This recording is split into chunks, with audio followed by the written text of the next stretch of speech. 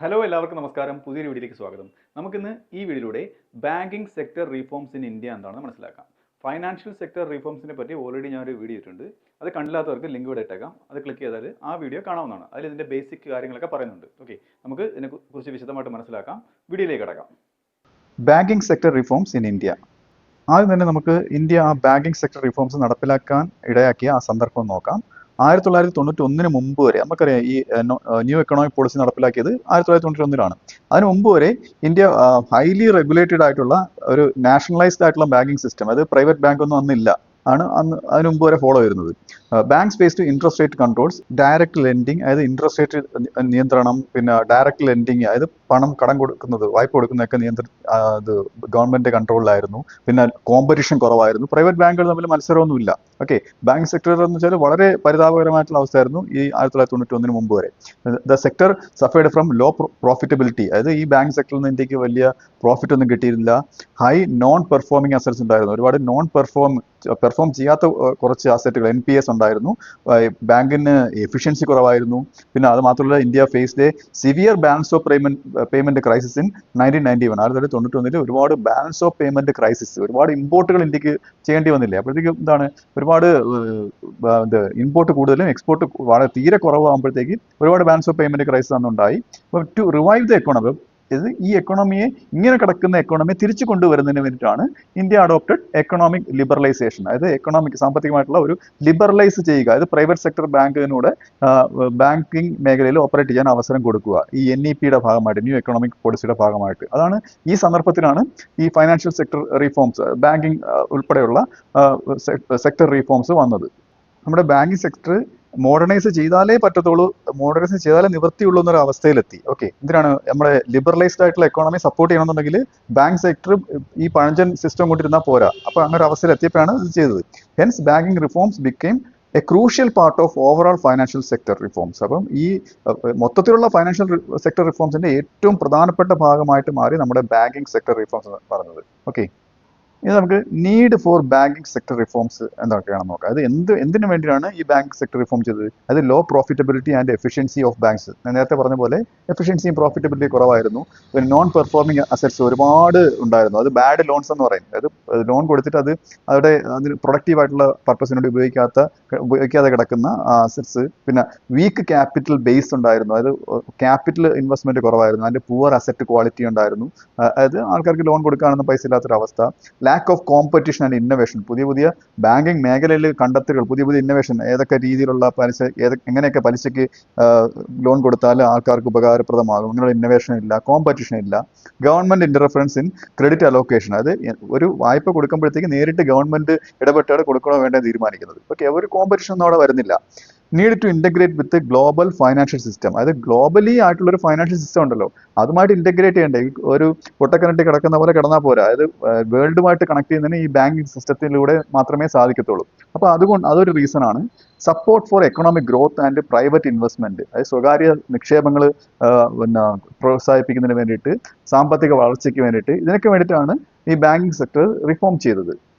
ഇത് നമുക്ക് മേജർ ആയിട്ടുള്ള ബാങ്കിങ് സെക്ടർ റിഫോം സിൻസ് 1991 എന്താണെന്ന് നോക്കാം. ഇതൊക്കെ വളരെ നിർണായകമായിട്ടുള്ള തീരുമാനങ്ങളാണ്. അതിൽ ഒന്നാമത്തത് 2 ഫേസ് ആയിട്ടാണ് നടപ്പിലാക്കുന്നത്. ഫേസ് 1 എന്ന് പറയുന്നത് നരസിംഹം കമ്മിറ്റി 1 എന്ന് പറയും. ഓക്കെ, ഈ കമ്മിറ്റി കൊണ്ടുവന്ന വളരെ പ്രധാനപ്പെട്ട റെക്കമെൻഡേഷൻസ് ആണ് ഇനി പറയാൻ പോകുന്നത്. Key recommendations and reforms. അതിൽ ആദ്യത്തേത് reduction in statutory preemptions എന്ന് പറയും, അതായത് cash reserve ratio, statutory liquidity ratio, ഇങ്ങനെയുള്ള റേഷ്യോകൾ എന്ത് ചെയ്തു, ഒരുപാട് കുറച്ചു, അതായത് കുത്തനെ കുറയ്ക്കുകയുണ്ടായി. ഓക്കെ, അടുത്തത് ഇതിന്റെ എയിം എന്ന് പറയുന്നത് free more funds four productive lending, അതായത് ലെൻഡ് ചെയ്യുന്നതിന് വേണ്ടിയിട്ട്, അതായത് കൊമേഴ്ഷ്യൽ ബാങ്ക് അതിന് കിട്ടുന്ന ഡെപ്പോസിറ്റിൽ നിന്ന് ഇത്ര ഒരു ശതമാനം കയ്യിൽ വെക്കണം, കുറച്ച് ശതമാനം റിസർവ് ബാങ്കിലും വെക്കണം. ഓക്കെ, അത് നേരത്തെ ഒരുപാട് റേഷ്യോ വളരെ കൂടുതലായിരുന്നു. പിന്നെ അപ്പോഴത്തേക്ക് വായ്പ കൊടുക്കാനുള്ള പൈസ കയ്യിൽ കാണത്തില്ല. അപ്പോൾ ഒരുപാട് കുറയ്ക്കുമ്പോഴത്തേക്ക് ബാങ്കുകൾക്ക് എന്ത് ചെയ്യാം, കസ്റ്റമേഴ്സിന് വായ്പ കൊടുക്കാനുള്ള ഒരു സിറ്റുവേഷൻ അവിടെ വരികയാണ്. പിന്നെ അടുത്തത് ഇൻട്രസ്റ്റ് റേറ്റ് ഡീറെഗുലേഷൻ ആണ്, പലിശ നിരക്കൊക്കെ ഡീറെഗുലേറ്റ് ചെയ്തു. Banks allowed to determine their own deposit and lending rates, ബാങ്കിന് തന്നെ അവരുടെ ലെൻഡിങ് റേറ്റ് ഒക്കെ തീരുമാനിക്കാനുള്ള ഒരു അവസരം ഒരുക്കി കൊടുത്തു. Move from administered rates to market determined rate, അതായത് മാർക്കറ്റ് ഡിറ്റർമൈൻഡ് എന്ന് വെച്ചാൽ ആൾക്കാർ എത്ര ലോണിന് ആവശ്യപ്പെടുന്നു, ലോണിനോടുള്ള ഡിമാൻഡ്, ആ ഡിമാൻഡിനനുസരിച്ച് എന്ത് ചെയ്യുന്നു, ആ ലോൺ കൊടുക്കാനുള്ള അതാണ് ആ ഡിമാൻഡ് സപ്ലൈ നിരക്ക്, ആ ഒരു ഫ്രീ ആയിട്ടുള്ള അത് മാർക്കറ്റ് ഫോഴ്സിന് വിട്ടുകൊടുത്തു അത് എന്താണ് ലോൺ കൊടുക്കാനുള്ള ഫെസിലിറ്റി എന്ന് പറയുന്നത്.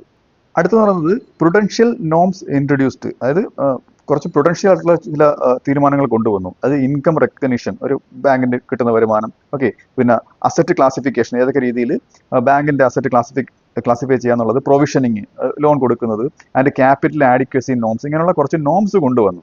പിന്നെ സുതാര്യത നടപ്പിലാക്കി, അത് ട്രാൻസ്പാരൻസി ആൻഡ് അക്കൗണ്ടബിലിറ്റി ഇൻക്രീസ്ഡ്, അത് ബാങ്കുകൾക്ക് എന്താണ് കറപ്ഷൻ ഒന്നും ഇല്ലാതെ നല്ല രീതിയിൽ സുതാര്യമായിട്ട് ലോൺ കൊടുക്കുന്ന രീതി ഒരു സമ്പ്രദായം കൊണ്ടുവന്നു. പിന്നെ അങ്ങനെയാണ് ഈ ഓഡിറ്റിംഗ് ഒക്കെ വന്നത്. അടുത്തത് ക്യാപിറ്റൽ ആഡിക്വസി നോംസ് ആണ്. ബേസൽ വണ്ണിലാണ് ഇത് വരുന്നത്. അതായത് minimum capital to risk weighted asset ratio എന്ന് പറയാം, അതായത് CRAR, അത് ഇൻട്രൊഡ്യൂസ് ചെയ്തു. ഓക്കെ. അടുത്തത് entry of private and foreign banks, ഇതിന്റെ ഭാഗമായിട്ടാണ് പ്രൈവറ്റ് ബാങ്കുകളും ഫോറിൻ ബാങ്കുകളൊക്കെ വന്നത്. ഓക്കെ. അപ്പൊ നമ്മൾ ആക്സിസ് ബാങ്ക് ഒക്കെ ഇപ്പൊ ഇതിന്റെ ഭാഗമായിട്ടാണ് വന്നത്. New private banks like HDFC bank, ICICI bank, axis bank, ഇങ്ങനെയുള്ള ബാങ്കുകൾ വന്നു. Increased competition and efficiency. അപ്പൊ നേരത്തെ 1991 മുമ്പില്ലാതിരുന്നൊരു സാധനമാണ് ഈ കോമ്പറ്റീഷൻ. ബാങ്കുകൾ തമ്മിലൊരു മത്സരം ഇല്ലായിരുന്നു. അപ്പോൾ ഇങ്ങനെ ഒരു മത്സരം ഉണ്ടാകുമ്പോഴത്തേക്ക് ബാങ്കുകളുടെ എഫിഷ്യൻസി വർദ്ധിക്കുകയാണ്. ഓക്കെ, അത് ഇവിടെ നടപ്പിലായി. അടുത്ത് പറയുന്നത് operational autonomy to public sector bank, അതായത് ഒരു ഭരണ അവകാശ സ്വയംഭരണാധികാരം ആർക്ക് കൊടുത്തു? പബ്ലിക് സെക്ടർ ബാങ്കുകൾക്ക് കൊടുത്തു. അപ്പോൾ reduce the government interference in credit decision, അതായത് ക്രെഡിറ്റ് ഡിസിഷൻസിൽ, അത് വായ്പ കൊടുക്കുന്ന തീരുമാനങ്ങളിൽ ഗവൺമെന്റിന്റെ ആ ഒരു ഇടപെടൽ കുറച്ചു. പബ്ലിക് സെക്ടർ ബാങ്കുകൾക്ക് തന്നെ ആ ഒരു തീരുമാനം കൊടുത്തു. ഓക്കെ, അതിനുള്ള പവർ കൊടുത്തു. അത് ഗവൺമെന്റ് നേരിട്ട് ഇടപെടത്തില്ല, പബ്ലിക് സെക്ടർ ബാങ്കുകൾ അതിൽ ഇടപെടും എന്നുള്ളത്. അടുത്തത് setting up of RBI's board for financial supervision, BFS setup ചെയ്തു. ഓക്കെ, അതായത് RBIയുടെ ഒരു സൂപ്പർവിഷന്റെ കീഴിൽ നമുക്കറിയാം എല്ലാ സ്വകാര്യ ബാങ്കുകളും വർക്ക് ചെയ്യുന്നത് ഏതിന്റെ അണ്ടറിലാണ്? RBIയുടെ റൂൾസ് ആൻഡ് റെഗുലേഷന്റെ അണ്ടറിലാണ്. ഓക്കെ, ഇത് ഇങ്ങനെ ഈ ഒരു സമ്പ്രദായം കൊണ്ടുവന്നു. To strengthen supervision and regulation, അതായത് സൂപ്പർവിഷന് റെഗുലേഷനൊക്കെ, അതായത് RBI ആയിരിക്കും എല്ലാം കൺട്രോൾ ചെയ്യുന്നത്. ഓക്കെ, ഇത് കുറച്ച് ശക്തമാക്കുന്നതിന് വേണ്ടിയിട്ട് ഇത് നടപ്പിലാക്കി. ഇനി അടുത്തത് phase 2 ആണ്, രണ്ടാമത്തെ ഘട്ടമാണ്. അത് നരസിംഹം കമ്മിറ്റി 2 ആണ്. 1998 ഇത് വന്നത് കേട്ടോ. അതായത് മറ്റേത് 91. ഓക്കെ, ഇതിന്റെ ഫോക്കസ് എന്ന് പറയുന്നത് strengthening banking structure and addressing remaining weakness. പിന്നീട് അത് നടപ്പിലാക്കിയതിനു ശേഷം, ഒന്നാമത്തെ ഘട്ടത്തിൽ അത് നടപ്പിലാക്കിയതിനു ശേഷം പിന്നീടുള്ള വീക്ക്നെസ് പരിഹരിക്കുന്നതിന് വേണ്ടിയിട്ടാണ് ഇത് കൊണ്ടുവന്നത്. അതിൽ നടപ്പിലാക്കിയ കീ റീഫോംസ് ഇതൊക്കെയാണ്. ഒന്നാമത് reduction of NPAs, non performing assets ഒക്കെ അതൊക്കെ ഒന്ന് കുറച്ച് കൊണ്ടുവന്നു. Setting up of asset reconstruction companies, asset ARCs എന്ന് പറയും, ഇതൊക്കെ സെറ്റപ്പ് ചെയ്തു. ആൻഡ് ഡെറ്റ് റിക്കവറി ട്രൈബ്യൂണൽസ് ആയി കൊണ്ടുവന്നു, DRTS എന്ന് പറയും. DRT എന്ന് പറയുന്നത് ഈ ഡെറ്റ് റിക്കവറി, അത് എടുത്ത വായ്പ തിരിച്ചടക്കാൻ വന്നു കഴിഞ്ഞാൽ അത് റിക്കവർ ചെയ്യുന്ന ട്രൈബ്യൂണൽസ് കൊണ്ടുവന്നു. അടുത്തത് മെർജേഴ്സ് ആൻഡ് കൺസോളിഡേഷൻ, ഒരു ബാങ്ക് മറ്റൊരു ബാങ്കുമായിട്ട് മെർജ് ചെയ്ത് അപ്പോഴത്തേക്ക് കുറച്ച് ആ ഒരു മേഖല കുറച്ച് ആ ഒരു ബാങ്കിങ് സെക്ടർ കുറച്ചുകൂടെ സ്ട്രെങ്തൻ ആവുകയാണ് ചെയ്തത്. To create strong and efficient banks capable for global competition. അപ്പൊ ഇങ്ങനെ ഇത് കൺസോളിഡേഷൻ വരുമ്പോഴത്തേക്ക്, മെർജ് ഒരു ബാങ്ക് വേറൊരു ബാങ്കുമായിട്ട് ചേരുമ്പോഴത്തേക്ക് ഒരു ഗ്ലോബൽ ആയിട്ടുള്ള ഒരു കോമ്പറ്റീഷൻ അവിടെ സാധ്യമാകുകയാണ് ചെയ്യുന്നത്, കൂടുതൽ സ്ട്രെങ്തൻ ആയിട്ട്.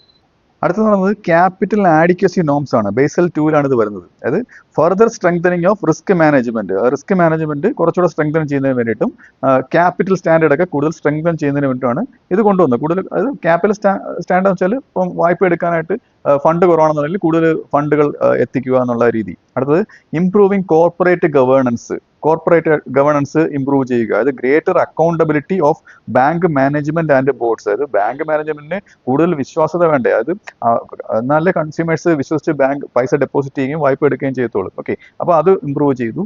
സുതാര്യത, അതായത് ട്രാൻസ്പാരൻസി ആൻഡ് ടെക്നോളജി അപ്ഗ്രേഡേഷൻ, ഇതിലാണ് നമുക്ക് ഈ ഇലക്ട്രോണിക് പേയ്മെന്റ് സിസ്റ്റം ഒക്കെ വരുന്നത്. ഓക്കെ, ഇപ്പൊ ഇവിടെ റുപ്പി വരെ എത്തി നിൽക്കുകയാണ്. ക്രെഡിറ്റ് കാർഡ്, ഡെബിറ്റ് കാർഡ്, അങ്ങനെ പിന്നെ ATM മെഷീൻസ്, ഇതൊക്കെ ഈ ടെക്നോളജി അപ്ഗ്രേഡേഷനിൽ വന്നതാണ്. Introduction of core banking solution, CBS എന്ന് പറയുന്നത് നമുക്കറിയാം. CBSൽ നമ്മുടെ പിന്നെ പേര് വിവരങ്ങൾ, KYC ഡീറ്റെയിൽസ് കൊടുക്കുന്ന കാര്യമൊക്കെ നമുക്കറിയാം. ഇലക്ട്രോണിക് പേയ്മെന്റ് സിസ്റ്റം വന്നു. ആൻഡ് കമ്പ്യൂട്ടറൈസേഷൻ ഒക്കെ വന്നത് ഇതിന്റെ ഭാഗമായിട്ടാണ്. അടുത്തത് 2000 ശേഷം വന്ന റീഫോംസ് ആണ് പറയാൻ പോണത്. അതിൽ ആദ്യത്തേത് സർഫേസി ആക്ട് എന്ന് പറയും. അതായത് ഇതിന്റെ ഫുൾ ഫോമിൽ തന്നെ ഉണ്ട്, അത് എന്താണെന്നുള്ളത്. സെക്യൂരിറ്റൈസേഷൻ ആൻഡ് റീകൺസ്ട്രക്ഷൻ ആണ്. സുരക്ഷിതത്വം കൊടുക്കുക, റീകൺസ്ട്രക്ട് ചെയ്യുക. എന്തിന്? Of financial assets and enforcement of security interest, സുരക്ഷിതത്വം കൂടുതൽ കൊടുക്കുക. ഇത് 2002 വന്ന ആക്ട് ആണ്. ഓക്കെ, അപ്പം ഈ act empowered banks to recover bad loans without court intervention. അതായത് കോടതി കേസ് ആവാതെ തന്നെ ഈ ലോൺ റിക്കവർ ചെയ്യുന്നതിന്, ബാഡ് ലോൺസ് റിക്കവർ ചെയ്യുന്നതിനുള്ള ഒരു എന്താണ് ഒരു പവർ ബാങ്കുകൾക്ക് കൊടുത്തു. ഓക്കെ, 2000 ശേഷമാണ് ഇത് വന്നത്. 2002 ഈ സർഫേസി ആക്ട് വന്നത്. പിന്നെ ഫൈനാൻഷ്യൽ ഇൻക്ലൂഷൻ ഇനിഷ്യേറ്റീവ്സ് വന്നു. അതായത് expansion of banking to rural and poor households. അതായത് റൂറൽ ഏരിയയിലും പാവപ്പെട്ട ഹൗസ് ഹോൾഡിനും വേണ്ടിയിട്ടൊക്കെ ഈ അവരെയും കൂടെ ഉൾപ്പെടുത്തിച്ചുകൊണ്ട് അവർക്കൊക്കെ അക്കൗണ്ട് ഓപ്പൺ ചെയ്ത് ഫാർമേഴ്സിന് അങ്ങനെയുള്ള ആൾക്കാർക്ക് ബാങ്ക് അക്കൗണ്ട് തുടങ്ങി അവരെയും കൂടെ ഉൾപ്പെടുത്തിച്ചു. ഓക്കെ, പിന്നെ അഡോപ്ഷൻ ഓഫ് ബേസൽ 3 നോംസ്. പിന്നെ ബേസൽ 3 നോംസ് ഉൾപ്പെടുത്തി. എന്തിനു വേണ്ടിയാണ്? To strengthen capital base and manage risk manage ചെയ്യുന്നതിന് വേണ്ടിയിട്ടും നല്ലൊരു ക്യാപിറ്റൽ ബേസ് കൊണ്ടുവരുന്നതിന് വേണ്ടിയൊക്കെയാണ് ഇത് കൊണ്ടുവന്നത്. അടുത്തെന്ന് പറയുന്നത് non performing asset management and insolvency code, IBC എന്ന് പറയും. ഇത് 2016 വന്നതാണ്. Fast track resolution of bad loans. അതായത് പെട്ടെന്ന് തന്നെ നമുക്ക് ബാഡ് ലോൺസ് ട്രാക്ക് ചെയ്യാൻ പറ്റുന്ന ഒരു സിസ്റ്റമാണിത്. അടുത്തത് പബ്ലിക് സെക്ടർ ബാങ്ക് മെർജേഴ്സ്. പറഞ്ഞില്ലേ, മെർജ് 2017 2020 ഈ കാലഘട്ടത്തിലാണ് ഇത് വന്നത്. ബാങ്കുകൾ തന്നെ മെർജ് ചെയ്യുന്നതിന് വേണ്ടിയിട്ട്, കൂടുതൽ സ്ട്രെങ്തൻ ചെയ്യുന്നതിന് വേണ്ടിയിട്ട്, to create larger stronger entities. ഞാൻ പറഞ്ഞ പോലെ സ്ട്രോങ്ങർ ആയിട്ടുള്ള എൻറ്റൈറ്റീസ് വരുന്നതിന് വേണ്ടിയിട്ട്. അടുത്തത് ഡിജിറ്റൽ ബാങ്കിങ് റെവല്യൂഷൻ ആണ്. ഒരു റെവല്യൂഷൻ തന്നെ ഉണ്ടായത്. Introduction of UPI. നമുക്കറിയാം, ഇപ്പോൾ ഗൂഗിൾ പേ ഒക്കെ വന്നില്ലേ, ഇപ്പോൾ internet banking, mobile banking and Jan Dhan Yojana, ഇതൊക്കെ ഈ അടുത്തിടെയായിട്ട് വന്ന കാര്യങ്ങളാണ്.